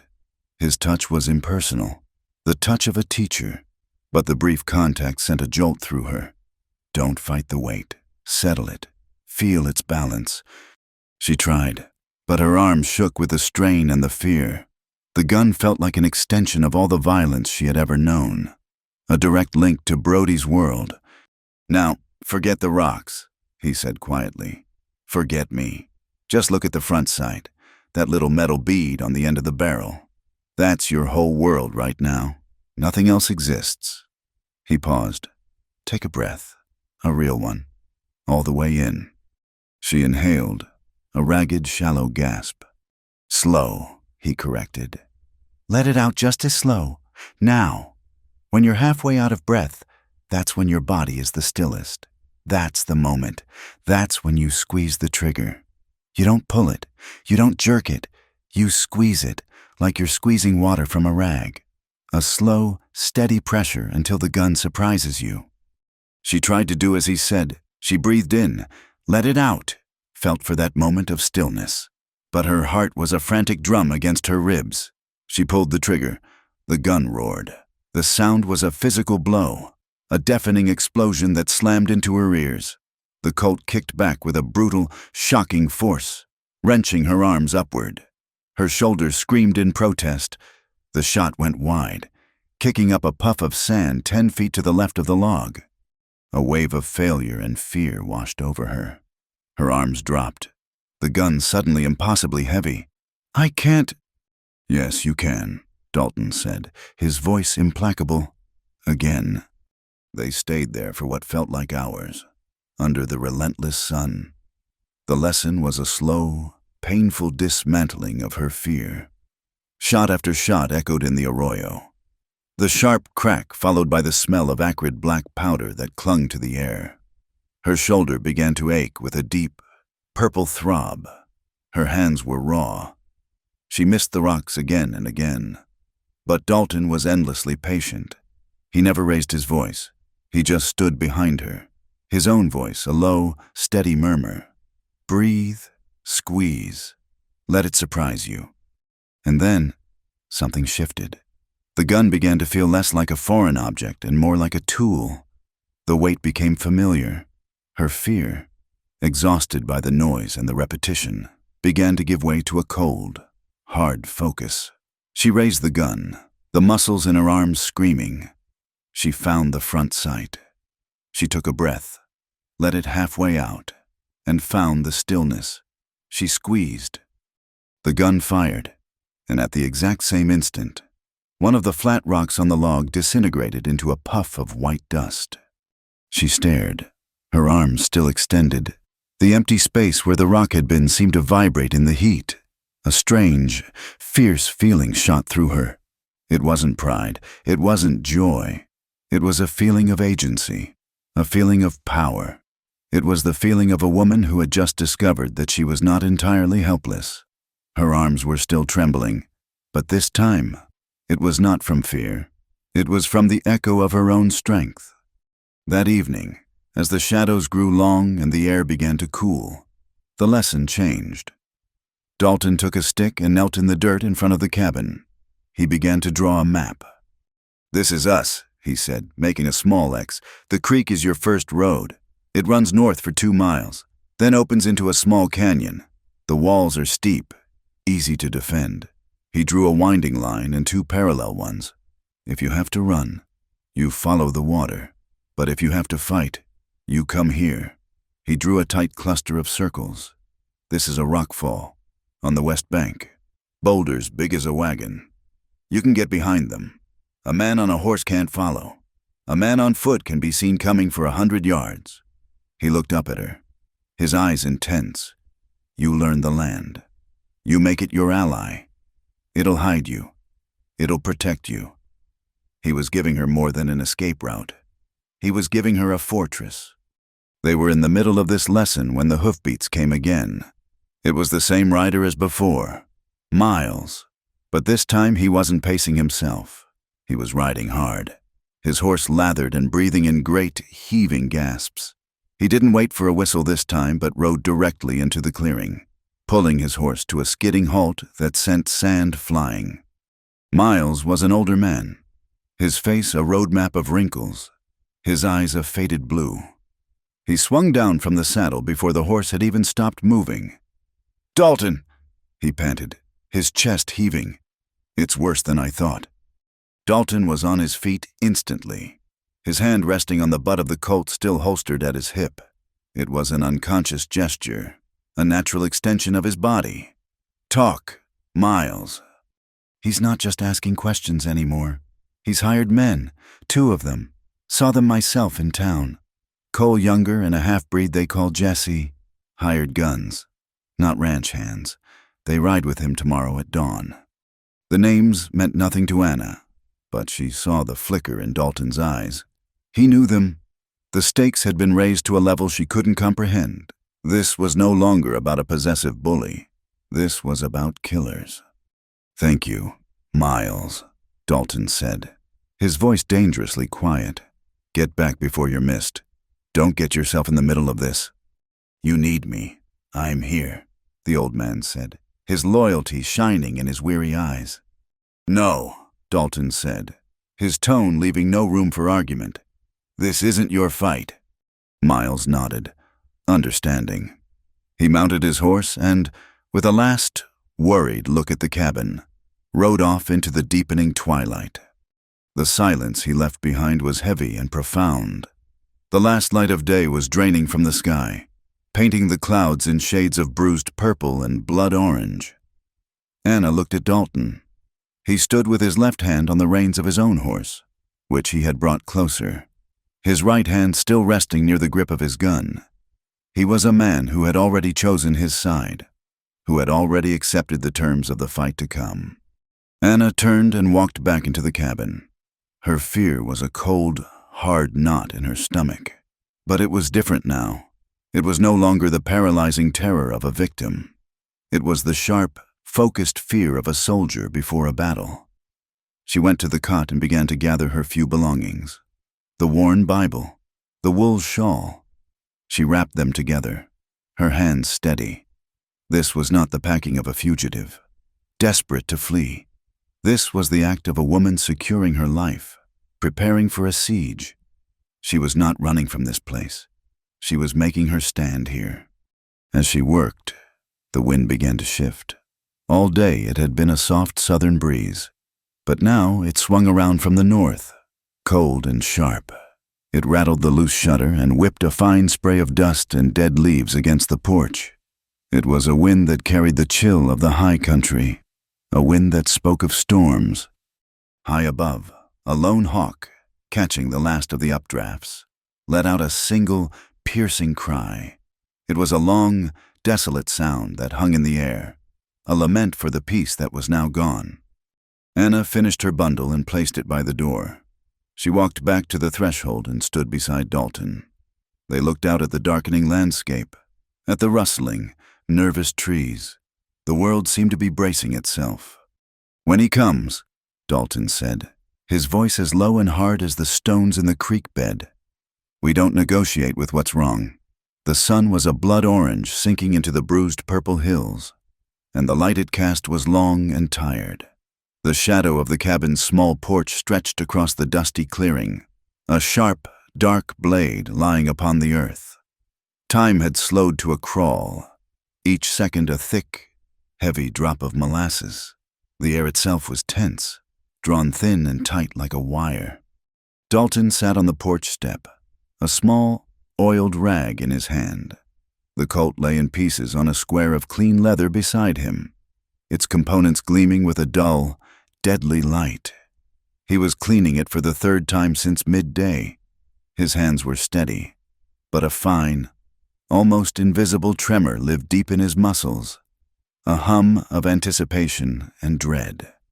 The methodical, repetitive task was the only thing that could quiet it. The slide of the oiled rag over the cool metal, the clean, metallic click as he spun the cylinder, the satisfying heft of the frame in his palm. It was a ritual, a prayer spoken in a language of mechanics. He was not just cleaning a weapon. He was focusing his mind, narrowing his entire world down to this single, lethal purpose. Inside the cabin, Anna moved with a similar quiet, focused intensity. She took her mother's Bible from the small bundle she had packed and wrapped it carefully in her wool shawl. The rough wool encased the worn leather, a layer of warmth protecting a core of faith. She did not place it back in the bundle. Instead, she carried it to the single window and set it on the sill, its spine facing outward. It was a small, silent testament, a sentinel placed to bear witness. She was not preparing to flee. She was preparing to defend her ground. The sound began as a vibration in the soles of their feet, a low, distant thrumming that was felt more than heard. It grew slowly, resolving itself into the unmistakable rhythm of shod hooves on hard-packed earth. One horse would be a single beat. This was a more complex, more menacing cadence. 3 horses, coming fast. Dalton's hand stopped moving. He did not look up. He simply listened, his head cocked slightly, his eyes fixed on the horizon. He assembled the Colt with a fluid economy of motion, the pieces coming together as if by instinct. The final click of the cylinder locking into place was unnervingly loud in the sudden, profound silence. He stood up, the gun now whole and heavy in his hand, and slid it into the worn leather holster at his hip. Anna came to the doorway and stood just inside the shadows, her hands clasped tightly in front of her. She could see them now. 3 dark figures emerging from the long shadows of the hills, growing larger with each passing second. They rode abreast, a 3-headed beast moving with a single, malevolent will. The man in the center was bigger than the others, his bulk unmistakable even at a distance. Brody. They did not slow as they approached the clearing, but rode directly in, pulling their horses to a halt in a churning cloud of dust. The air, which had been clean with the scent of sage and pine, was suddenly fouled by the rank smell of sweat, unwashed bodies, and cheap whiskey. The smell seemed to radiate from Brody like a foul heat. The two men flanking him were hard-faced and still. They sat their saddles with a loose, predatory ease, their eyes constantly moving, taking in the cabin, the trees, Dalton standing alone on the porch. These were not ranch hands. They were wolves, and Brody had brought them to her door. Brody's face was flushed, his eyes bloodshot and alight with a triumphant, drunken fire. He had a flask in his hand, and he took a long pull from it before wiping his mouth with the back of his hand. He fixed his gaze on Dalton, a slow, ugly smirk spreading across his lips. "Well now," he boomed, his voice thick and slurred. "Look what the buzzards dragged in. I figured I smelled a snake." He looked past Dalton, his eyes trying to pierce the shadows of the cabin's interior. "I'm here for what's mine. Bring the girl out. She belongs to me." Dalton stood unmoving. His hands were loose at his sides, his body relaxed but perfectly balanced. He looked like a man waiting for a stagecoach, not one facing down 3 armed riders. "She doesn't belong to anyone," he said. His voice was not loud, but it cut through the thick, whiskey-soaked air with the cold, clear authority of a drawn blade. Brody's smirk tightened. "That ain't for you to say. She's my property. I got a bill of sale." He laughed, a short, ugly bark. "Now, are you going to step aside? Or do my friends here have to teach you some manners?" The two hired guns shifted in their saddles, their hands drifting down to rest near the butts of their pistols. And then, a new voice entered the standoff. "I am a free woman." Anna stepped out of the shadows of the doorway and into the dying light. She stood beside Dalton on the small porch, her head held high. The words were not loud, but they carried across the clearing with the clear, ringing quality of hammered steel. They were simple words, but they were the truest thing she had ever said. She was not pleading. She was not defiant. She was stating a fact, a truth she had claimed for herself in the heart of this wild, lawless place. For a single, frozen moment, everyone stared at her, at the small, determined woman in the plain dress, her face pale but her eyes burning with a fire that matched Dalton's. Brody's face, which had been a mask of smug ownership, contorted with pure, unadulterated rage. He had been challenged, he had been denied, and he had been shamed in front of the men he had paid to witness his power. His hand, which had been holding the flask, dropped to his gun. It was a clumsy, drunken movement, but it was fast. A gout of orange fire erupted from his hip, and the roar of his pistol shattered the evening stillness.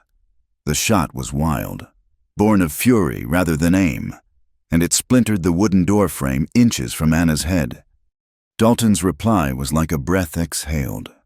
He had not seemed to move, yet the Colt was in his hand, level and steady. There was no hesitation, no wasted motion. The gun bucked once, the sound a sharp, clean crack that was a direct counterpoint to the sloppy thunder of Brody's shot. One of the hired guns, the one on Brody's right, jerked in his saddle as if he had been struck by a giant, invisible fist.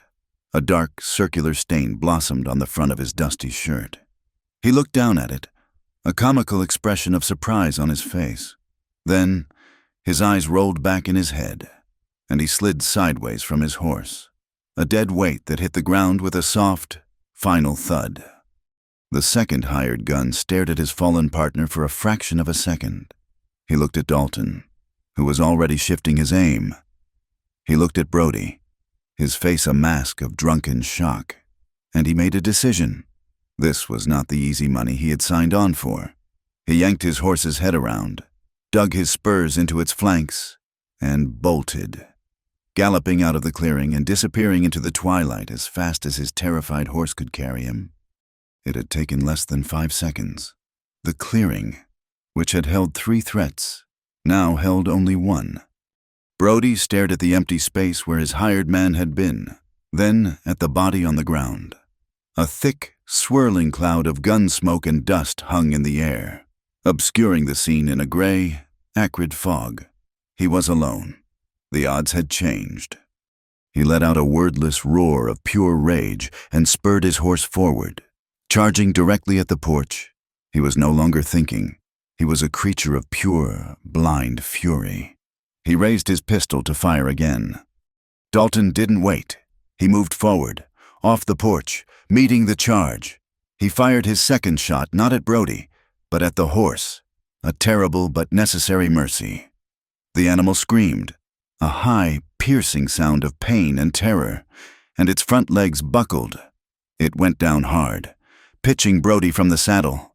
He flew through the air and landed in a clumsy, rolling heap, his pistol flying from his grasp. He came up sputtering, his clothes covered in dust. He was on his feet, but dazed, disoriented.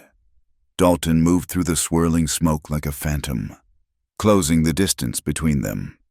There would be no more shooting. This was now something older, more personal. When Brody saw him coming, his eyes widened with a flicker of fear, quickly replaced by his familiar, brutish anger. He lunged, not with his fists, but with his right hand, which had found a new weapon. A long, wicked-looking skinning knife had appeared from a sheath on his belt, its blade catching the last of the sun's light.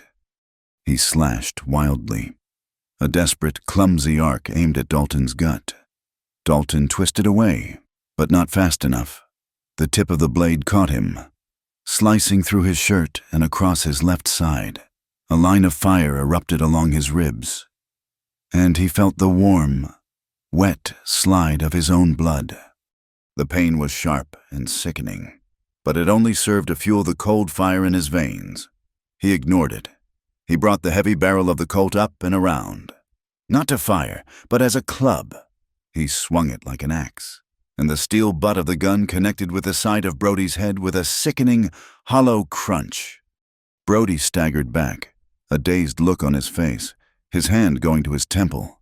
He stumbled, his legs tangling beneath him, and fell backward into the shallow wooden horse trough by the well. Water sloshed over the sides, soaking him. He came up sputtering and disoriented, the knife lost in the murky water. Dalton stood over him, breathing hard, his side a sheet of fire. His shirt was already dark with blood. He looked down at the pathetic, floundering man in the trough, a creature stripped of all his bluster, all his hired power. Brody shook his head, trying to clear it. He tried to get up, to lunge again. Dalton didn't give him the chance. He drew back his right fist and drove it straight into Brody's face. It was not a calculated punch. It was a raw, final punctuation to a long and ugly story. The impact snapped Brody's head back, and he slumped down into the water, his eyes fluttering shut. Dalton stood there for a long moment, the world seeming to spin around him. The clearing was a wreck of smoke, dust, a dead man, a dying horse, and a broken bully. He looked down at his own hand, at his bloody knuckles, then pressed it against the burning pain in his side. Brody stirred, groaning. "Stay down!" Dalton's voice was a guttural roar, raw and full of pain. He leaned down, grabbed a fistful of Brody's wet shirt, and hauled his head and shoulders out of the water. He brought his face close, his own eyes burning with an intensity that was more terrifying than any weapon. "Get out," he snarled, each word a piece of granite.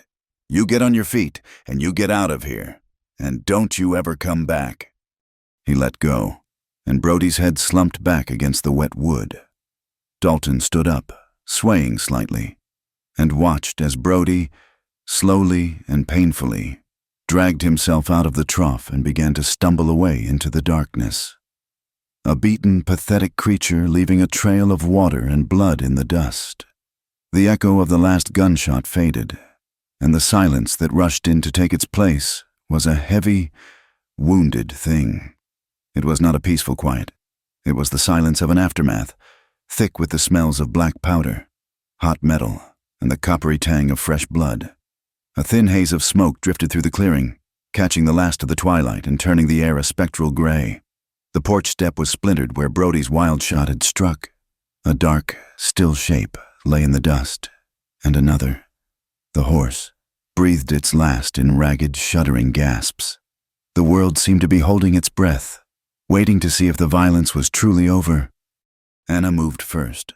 She came down from the porch, her feet making no sound. She was a ghost in the gloaming, her face a pale, taut mask. She didn't look at the dead man. She didn't look at the dying horse. Her eyes were fixed on Dalton, who stood swaying slightly, his hand pressed hard against his side. He saw her coming and tried to straighten up, to wave her away. "I'm fine," he said, but the words came out as a rough, breathless rasp.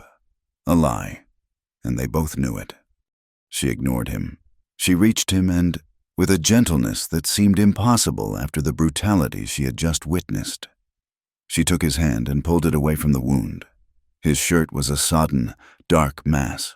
The gash beneath it was long and shallow, but it was bleeding freely, the blood welling up in a dark, steady line along his ribs. "Inside," she said, her voice quiet but firm. It was the voice of a woman taking charge, a voice he had never heard from her before. He let her lead him, stumbling slightly, back into the cabin. The small room, which had been a sanctuary, now felt like a field hospital. The air was close, and the single lantern on the table cast long, trembling shadows that made the space feel both smaller and more menacing.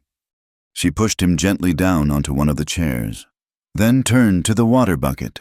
She ripped a long, clean strip from the edge of a spare apron, her movements quick and efficient. She soaked the cloth, wrung it out, and came back to him. "This will hurt," she said. It was a warning, not an apology. He gritted his teeth and nodded. She began to clean the wound, her touch surprisingly steady. Her fingers, when they brushed against his skin, were trembling, a fine, high-frequency tremor that betrayed the calm of her voice. But the work itself was precise. She wiped away the blood and grime, her motions economical and sure. It was the touch of a woman who knew how to mend things, how to clean what was broken. Dalton watched her face in the flickering lamplight. Her brow was furrowed in concentration, her lips pressed into a thin, determined line. She was no longer the frightened, haunted creature he had found in Brody's kitchen. The fire he had seen in her eyes on the porch was still there, banked now to a steady, focused glow. The cleaning was a sharp, searing agony. The knife had been dirty, and the water was cold, and every touch sent a fresh wave of fire through him. But he did not flinch. He sat perfectly still, his hands gripping the edge of the wooden chair, and endured it, his gaze locked on her face. When she was done, she took a fresh strip of cloth and began to bind the wound, pulling the fabric tight to stanch the bleeding. Her hands were still shaking. He could feel the vibration of her fear, of the adrenaline that was still coursing through her veins, transferring from her skin to his. "You could have died," she whispered, her voice so low it was almost lost beneath the sound of the crickets outside. The words were not an accusation. They were a statement of a terrible, simple fact. Dalton looked at her, at the way the lantern light caught the stray strands of her hair, at the fierce concentration in her eyes. The pain in his side was a dull, throbbing thing, but it felt distant, unimportant. "It was worth it," he said, his own voice rough. "For your freedom." The words fell into the small, quiet space between them. They were plain words, unadorned, but they held the weight of a life's philosophy, the weight of a choice made and a price willingly paid. He had offered up his own life on the altar of her liberty, and he was telling her now, without ceremony, that he did not regret the bargain. Anna's hand stilled. She had finished tying the bandage, but she did not pull away. Her fingers rested against his skin, the trembling suddenly more pronounced. She looked up from the wound to his eyes. 1,000 replies seemed to rise in her throat at once. "Thank you. No, it wasn't worth it. What am I supposed to do now?" The words were a tangled knot, too large and too complex to pass her lips. Her mouth opened slightly, but no sound came out. The lantern on the table flickered, its flame dipping and soaring, making the shadows on the wall dance. In that unsteady, wavering light, Her eyes were wide, dark pools that held a universe of unspoken emotion. Gratitude was there, and fear, and a dawning wonder that was so new and so fragile it terrified her. The words she could not say hung in the air, more potent and more powerful than anything that could have been spoken. They were a confession of a debt that could never be repaid, an acknowledgement of a bond that had been forged in gunpowder and blood. After a long, timeless moment, she finally pulled her hands away and stood up, retreating to the other side of the table. The connection was broken, but the charge of it remained in the air. Dalton pushed himself slowly, painfully, to his feet. He walked to the doorway and sank down onto the top step, his back against the rough-hewn frame. He needed air. He needed space. The intimacy of the small, lamp-lit room was suddenly too much to bear. The night was fully dark now, the sky a deep, star-dusted velvet. The moon had not yet risen. He leaned his head back and looked up into the infinite, silent cathedral of the night. The stars were cold and distant and achingly beautiful. They offered no answers, no comfort, only a profound and humbling sense of scale. He had fought a small, bloody war for this one small patch of ground, for this one woman's life, and in the grand scheme of the universe, it was less than nothing, a speck of dust. But it was his speck. He had drawn a line, and he had held it. The pain in his side was a steady, burning presence, a hot coal pressed against his ribs. But as he sat there, a strange sense of peace began to settle over him. It was a feeling he had not known in years. The pain of his past, the hollow, helpless ache of losing his wife and child, had been a cold, dead weight. It was a wound that could never be cleansed, a grief that had no purpose. This new pain was different. It was clean. It was sharp. It had been earned. It was the price of an action, the cost of a choice he had made freely. For the first time since the fever had taken his family, he felt a strange sense of quiet inside the pain. He could hear her moving inside the cabin, the soft, shuffling sound of her bare feet on the wooden floor, the gentle clink of a cup being set on the table.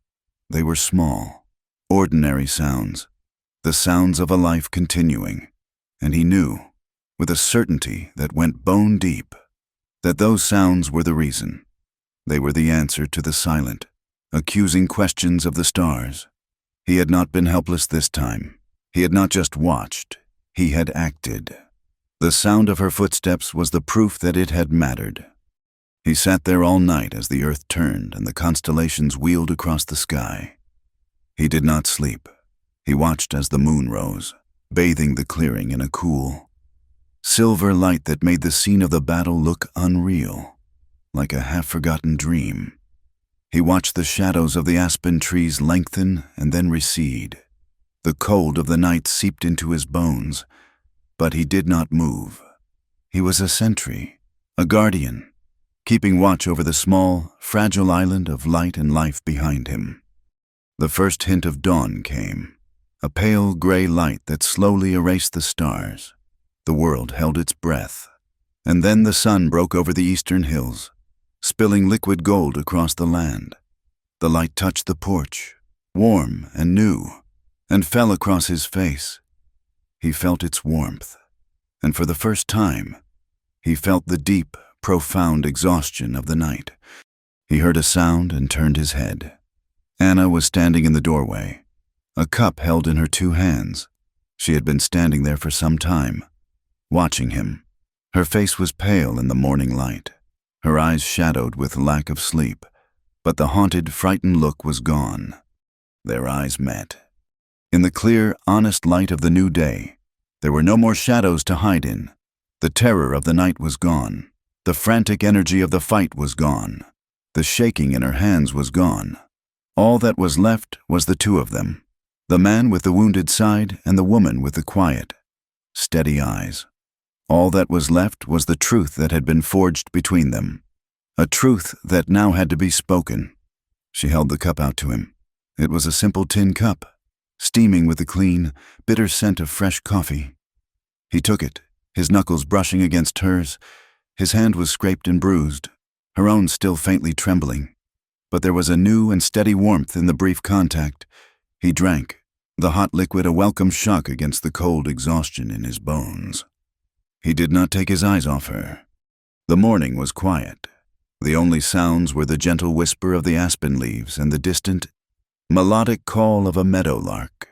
The grim artifacts of the previous night's battle had been dealt with. Dalton, moving with a stiff, pained slowness, had dragged the dead man deep into the trees and covered him with stones and earth. The dead horse had been pulled into a gully. The ground had been raked smooth. There was no sign of the violence, but the memory of it hung between them, a silent, unerasable fact. He lowered the cup, its warmth a small comfort against the deep ache in his side. He had to say something. The silence was full of things that needed to be given voice, but the words felt like stones in his mouth. "I'm not a man for fancy words," he began, his voice rough with disuse and fatigue. He looked away from her, out at the bright, clean line of the horizon. "I don't have the right turn of phrase for things, but last night, what I said, it was real." Anna looked at the man before her, his face etched with exhaustion and pain, his shirt stained with his own dried blood. She looked at the cabin, this dusty, forgotten shell that had become both a fortress and a sanctuary, and she felt a terrifying emotion begin to bloom in her chest. It was hope. It felt like a fragile, new-grown thing, and she was afraid that the slightest touch, the smallest disappointment, would crush it. Fear had been her armor for so long. Hope felt like a dangerous vulnerability. She had learned the hard way that promises were easily broken, that words were often just a different kind of weapon. "Don't make a promise you can't keep," she said, her voice barely a whisper. It was not a challenge. It was a plea. "Please don't give me something that you will only take away. I don't think I could survive it." He turned his head and met her gaze. His pale eyes were clear and steady, and in their depths, she saw no doubt, no hesitation. She saw only the same quiet, unshakable certainty that had been there when he'd placed the gun on her table, when he'd faced down Brody in the dust. "I only promise what I'm willing to guard with my own breath," he said. And with that, the dam inside her finally broke. The tears that had refused to fall in the face of Brody's cruelty, the tears she had swallowed down in the lonely, terrifying nights. The tears she had not shed in years, they came at last. They did not come in a great, heaving rush of sobs. They came quietly, silently, welling up in her eyes and spilling over, tracing warm, clean paths through the dust on her cheeks.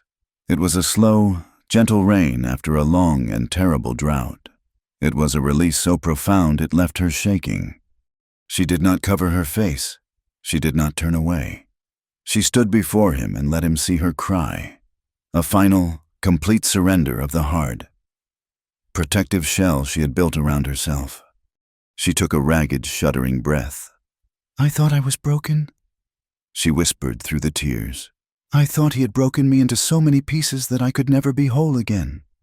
Dalton set his cup down on the porch step and reached out, not to touch her, but just holding his hand in the space between them. His face was filled with a deep, aching tenderness that seemed to soften all his hard lines. "You're not broken," he said, his voice low and certain. "You just had to be strong for too long." The simple words were a balm on a wound she hadn't even known was still bleeding. He was not pitying her. He was honoring her. He was seeing the immense strength it had taken her to survive, not the damage that had been done. The tears slowed, and a great, quiet calm began to settle in her heart. They stood like that for a long time as the sun climbed higher. Two solitary figures in a vast and empty landscape. Then, slowly, the world began to come back into focus. The immediate life-or-death crisis was over. Now, the long, difficult business of living had to begin. "We'll need a fence," Dalton said, his voice shifting to a practical, grounded tone. He gestured to the small, fallow patch of earth behind the cabin. "The deer will eat anything you try to grow. We can use aspen saplings. They're strong enough." Anna wiped the last of the tears from her face with the back of her hand and nodded, her mind seizing on the simple, concrete task. "There's good soil near the creek," she said, her own voice finding its footing. "It would be a fine place for squash and beans." "I'll trade the meat I hunt for flour and salt," he continued, thinking aloud. "There's a town, 2 days' ride west, not the one Miles comes from. No one knows us there." They began to talk, their voices low and serious, weaving the threads of a possible future. They spoke of the coming winter, of the need to chink the logs of the cabin with fresh mud and grass to keep out the cold. They spoke of mending the roof, of building a proper door, of digging a root cellar. Each practical task was a brick, and with each one, they were laying the foundation of a new life. A life built not on dreams, but on the hard, honest labor of their own 2 hands. Later that day, Dalton took the Colt from his holster. It was clean and reloaded. He walked into the cabin and drove a wooden peg into the wall beside the door, high up, just above eye level. He hung the gun there, its dark frame a stark silhouette against the pale wood. It was no longer a weapon to be carried. It was a symbol. It was a reminder of the terrible, violent price that had been paid for the peace they now stood in. It was a silent testament to the fact that freedom, in this hard country, was not given. It had to be taken, and it had to be defended. The sun was beginning its descent, painting the sky in soft shades of rose and gold. Anna had been sweeping the porch, erasing the last of the scuff marks and dried mud from the fight. She took the broken-back chair, the first thing Dalton's lamp had illuminated in this forgotten place, and braced it against the wall, setting it upright. It was still broken, but it was standing. Dalton came and stood beside her on the clean-swept porch. He was quiet for a long time, watching the shadows lengthen. The pain in his side was a dull, constant ache, but his heart was fuller and more peaceful than it had been in a decade. He had found a reason to stop moving, to put down roots in a world he had long ago turned his back on. He turned to her and reached out, taking her hand in his. Her hand was small and calloused, the hand of a woman who had known nothing but work. It fit perfectly in his own. "If you want to," he said, his voice low and hesitant, full of a vulnerability she had never heard before. "We could call this place home." It was not a declaration of love. It was not a pretty, romantic phrase from a storybook. It was something more real, more profound. It was an offering, a partnership, an invitation to build a life together, side by side, against the harsh indifference of the world. It was a question about a shared future. Anna looked at his face, at the hope and the fear mingling in his eyes. She looked at their joined hands. She looked at the small, weathered cabin, which had already seen more of her true self than any place on earth. She looked out at the vast, wild land that stretched to the horizon, a land that was no longer a threat, but a promise. She did not speak. She simply tightened her grip on his hand and gave a single, slow nod. It was not the happy ending of a fairy tale. It was the quiet, unvarnished beginning of a covenant, an agreement of the heart that was sealed not with a kiss, but with a shared understanding of the labor that lay ahead.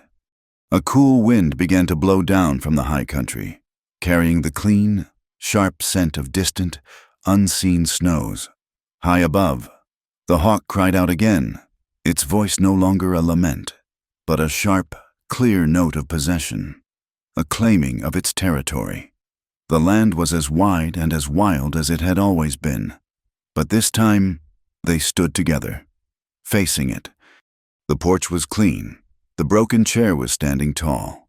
A new life was beginning, built from the smallest of things, from a single act of courage, and from a promise that had been kept, a promise that echoed in the quiet certainty of this new home lady. You ain't going back. Thank you so much for listening to our story. We'd love to know where you're listening from, so please drop a comment below to say hello and share your thoughts. If you enjoyed this tale, please consider subscribing to our channel, Wild West Stories 1850, and give this video a like to help this story be heard by more people. You can also support us by hitting the hype button. We truly appreciate it.